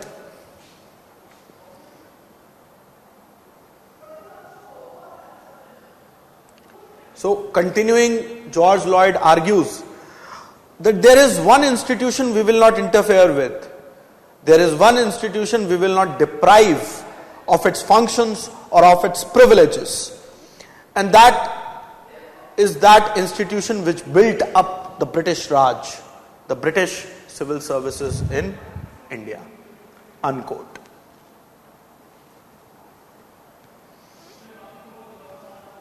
Now, come this movement. I am not getting into the mechanical part. Okay, then the Indians were allowed to give exam in London. Then the exam started happening in India. That is for you folks to actually pin it up. I am looking at a far more philosophical and analytical basis. Okay, now come independence. Obviously, there were multiple views about independence and the retainment of all India services. Why I am talking about this? Because all India services were not only retained, they were expanded. And there are provisions in the constitution to create all India services. That is why you see National Judicial Service and other arguments keep coming up. Link it with reforms and all those aspects. But the point is that there was a huge debate whether we should retain all India services or not as part of the independent India. But the IPS service was not in the ICS. It was Indian Police. It was ICS and Indian Police. No, but the point is that they were part of the civil services. No, same group. Just like if today you include IAS and IPS, you almost take them together. Okay, one was for because the collector office comes because of the ICS as a revenue collection, the whole in charge, the MIBAP of the district. So the point is that it was Indian Police. Now what is the system? It is Irish Constabulary. The Irish Constabulary system is there. It is the institution of domination.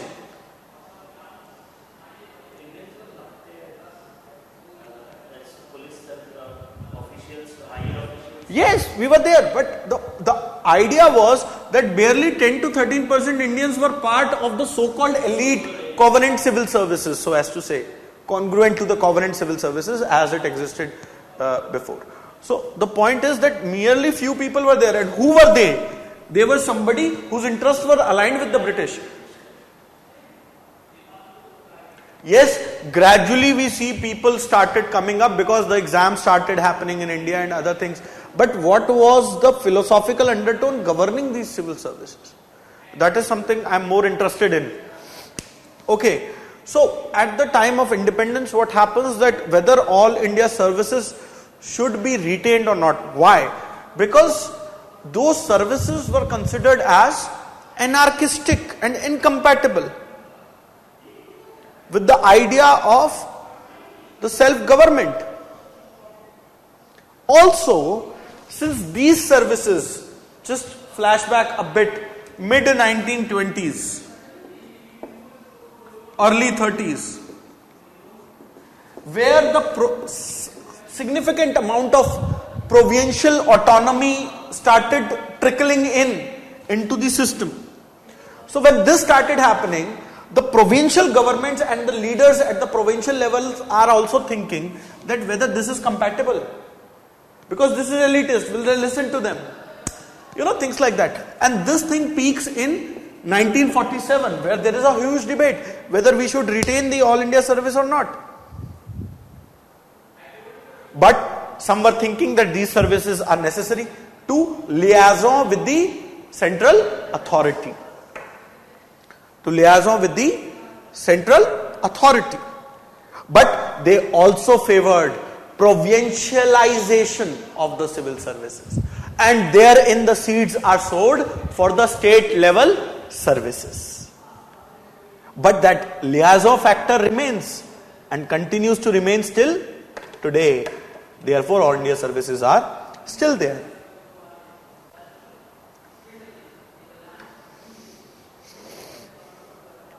But the undercurrent or the force behind All India services was so big that it continued throughout the British Raj as it existed. But leaders like Sardar Patel, Pandit Nehru were keen to retain them.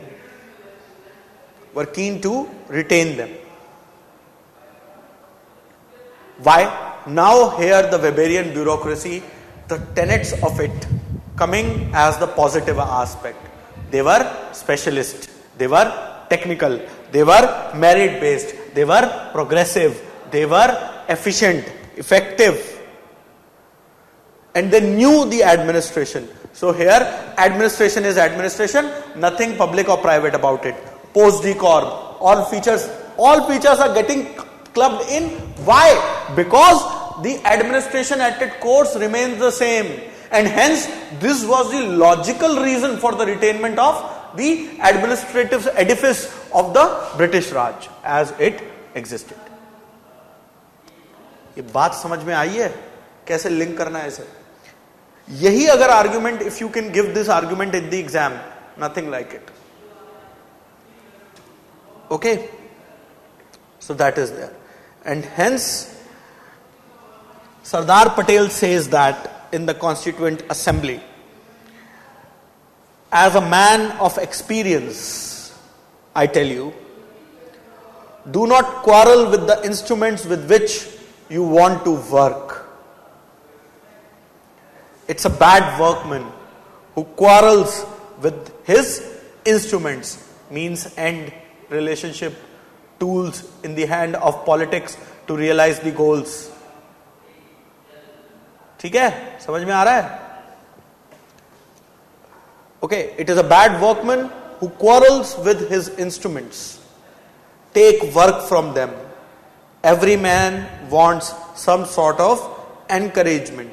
Nobody wants to put in work when every day he is criticized and ridiculed in public.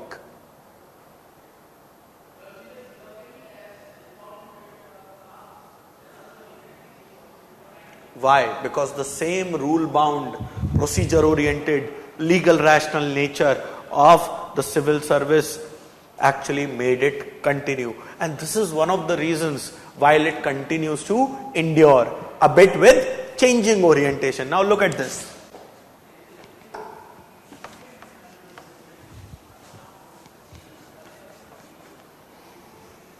Link it with civil services, personal administration, significant issues, reforms. Everywhere it's a plug and play.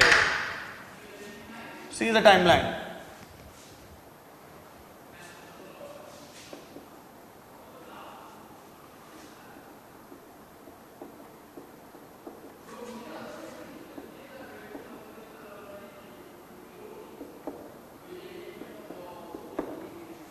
The same steel frame, the same legal rational character, the same structural and functional dispositions, but the orientations will change.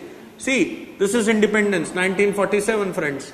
This is pre-independence, limited functions, colonial state. So the idea was strict adherence to the rules, right? But here emerges the welfareism. So the first change in orientation happens here as the tide is turning here. So this marks the first orientation shift from colonizers to welfare. Now here is the beginning of the change. Why? See, 80s, era of transformation. Technology is coming up, Soviet Union is breaking up, world is in crisis. Also administration is opening up. Doctrine like NPM, etc., Reaganism, Thatcherism gaining prominence. 90s, suddenly, khatak, certain things happen. Breakup of Soviet Union, coming up of liberalization, privatization, globalization, increase of trade, democratic decentralization. All of those things are happening simultaneously. Change in orientation from, so here it's largely doer. Here, the begin to transform as facilitator. And now the present era, dictated by far more aggressive globalization, far more technological inputs, they have to act as not only facilitators, but also innovators. And therefore, this drastic shift continues in spite of the traditional characteristics which exist, that is, Weberian, legal, rational bureaucracy, because that makes it an effective tool in the hands of the politics to discharge the functions and attain the goals. ये समझ में आया? How it expanded. Now please understand. Take this. Do not take India. ठीक है? Do not take India for a second. Now draw a parallel line on paradigms. Add SMT, CMT, behavioral era, human relations school, NPA, NPM, good governance. Now add paradigms either by Henry, locus focus approach of Golembowski. अब ये सब चीज ऐसे खुल के clear होगी ना. See this. मजा आ जाएगा. Now you can do all the interlinkages that is possible. How the role of administration changes. Instead of colonial, we will take laissez-faire, welfare, modern state.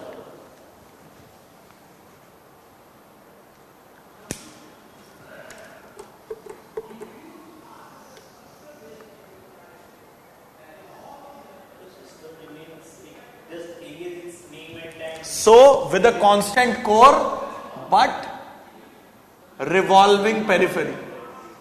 And this periphery is also expanding. It's like an amoeba with a constant nucleus.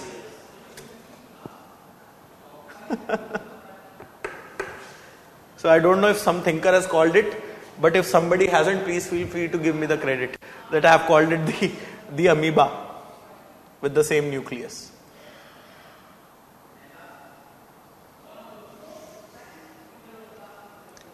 You will add development administration and other functions here.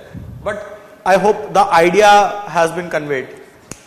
Right. So when you will start thinking like this, public administration will be like a cakewalk.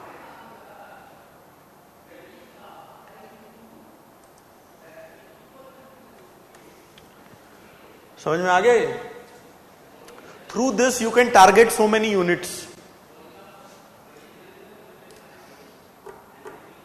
and start expressing like this in your answers. ठीक है जी?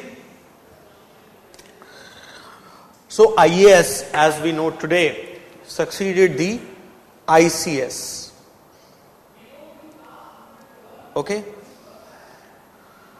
But the Constituent Assembly was, as they say, not unanimous, and it was alleged that this civil service was the very instrument which actually kept us enslaved for 2 centuries or so. But understand, it's like a tool. It depends on the hands which are using it or wielding it. Okay. So, it was Sardar Patel who actually very vociferously defended the ICS as the steel frame.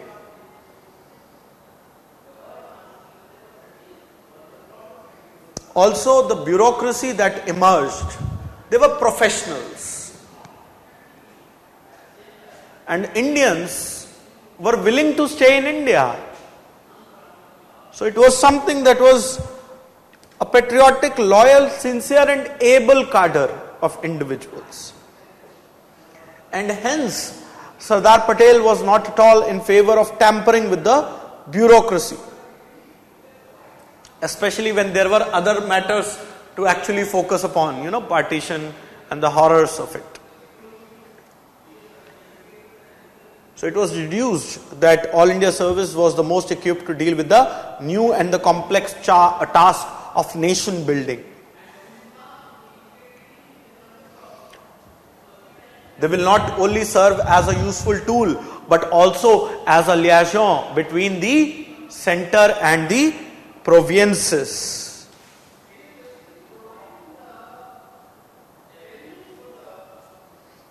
He categorically stated, you will not have a unified India if you won't have a good All India service,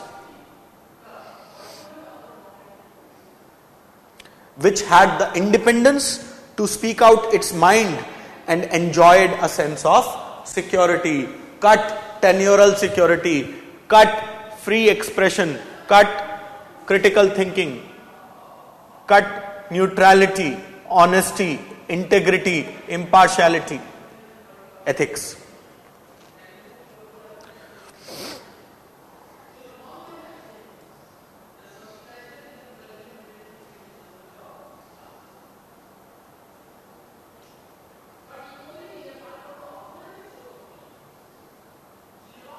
Also, he linked it with the edifice of the constitutions. You see, the constitution, the way it is, or the way it was framed originally, very little has changed, right? The idea of such a detailed document to not only enshrine the philosophy but also the procedures in most of the cases was something that was a guidebook for a cadre to actually operate on ground. So he went to the extent that if you don't need civil services, you can't actually function with this constitution. You'll have to change it. Okay, so this was the kind of argument which was made vociferously defending the services by Sardar Patel. He said that the constitution is meant to be worked by a ring of service which will keep the country intact. If you remove them, I see nothing but a picture of chaos all over the country.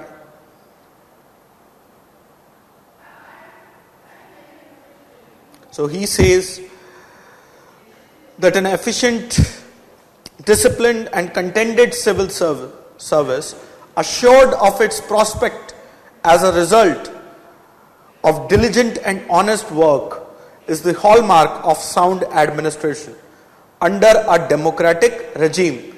Even more, than under an authoritarian rule. Now understand, this is the leadership coming to empower the functionaries within the organization. All your theories of leadership, because it is talking about assured of its prospects.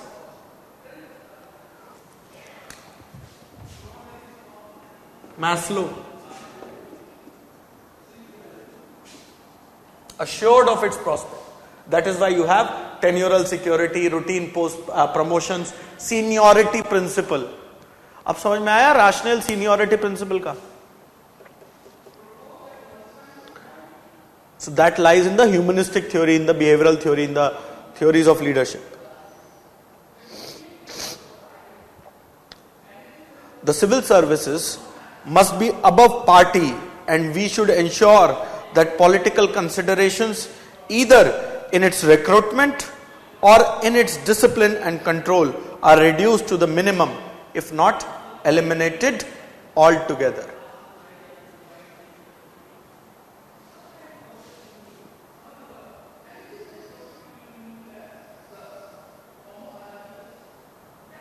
And you see, here comes Article 311, in which the thoughts of Sardar Patel are getting translated into a constitutional provision that stated that no civil servant shall be dismissed or removed or reduced in rank except after an inquiry in which he or he has been found informed of the charges, guilty of the informed charges, and given reasonable opportunity of being heard in respect of those charges.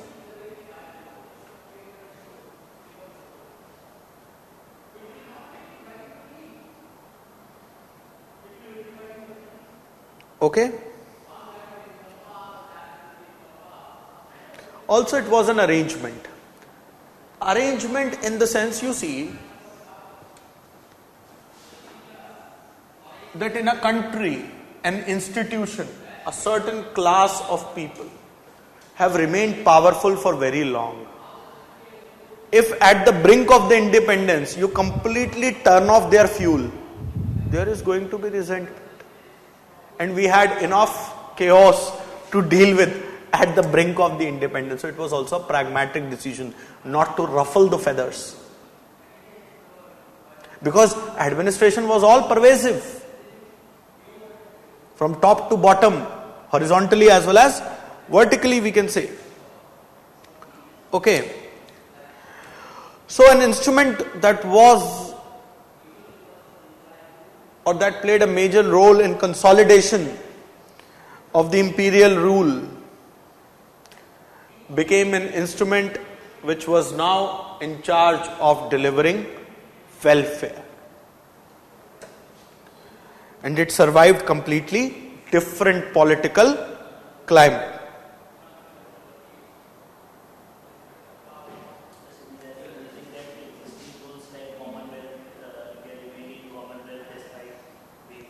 Commonwealth, first of all, it is not something to deal with administration. So I won't comment on it as part of the session. Also, Commonwealth, see, you agree or not, the part is that there is a cultural legacy. And what choices do you have? Is Commonwealth amounting to subjugation? If yes, leave it immediately. It is simply a forum which is for cultural exchange. That is fine.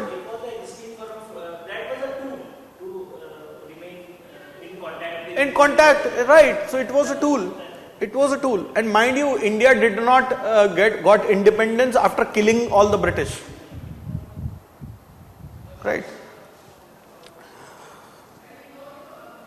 So you see that while the earlier civil services was functioning under a colonial regime, it was now functioning under a parliamentary system of governance, wherein the undoubted primacy of the political establishment was ensured through the constitution and through the elected representatives.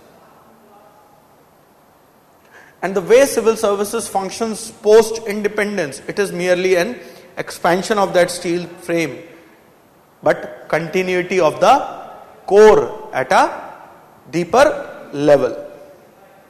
While the colonial civil services had a paternalistic attitudes towards the people, there were, use of discretionary powers largely with negative intention. Okay, but their successors, the civil services in the independent India, substituted that negative discretion with positive discretion. Okay, but still the hangover remains. The my baap approach. Okay.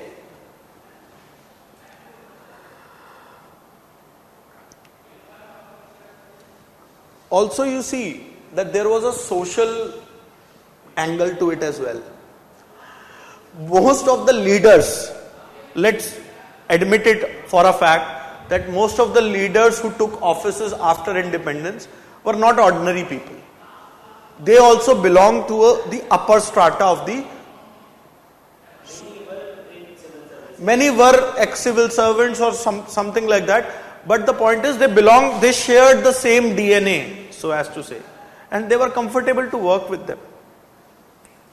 Okay. So that is there.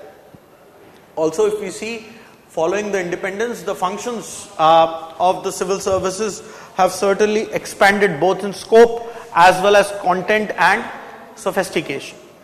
Right. Obviously with development functions, 5-year plans, etc., a lot of stuff has happened. Then 90s, the decentralization and other stuff has happened.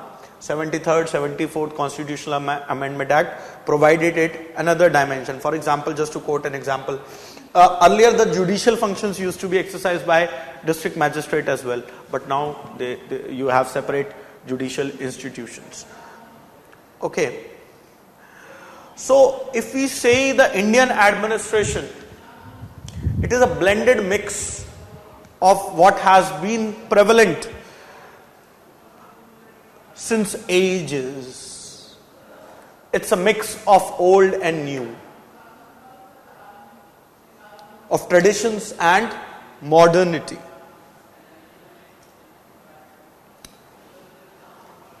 Okay?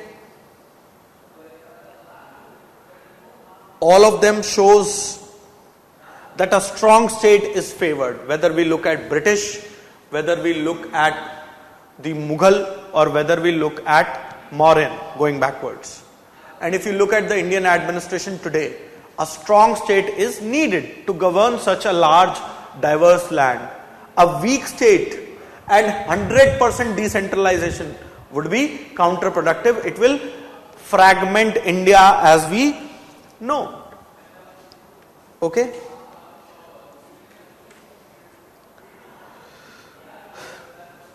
So that is about the evolution and the Indian Constitution and how things have functioned. Right. We'll continue with constitutionalism and other aspects related to the philosophical framework in the next session. Right. And then subsequently we will take up the union and the state aspect, then district administration, etc. All right. Thank you.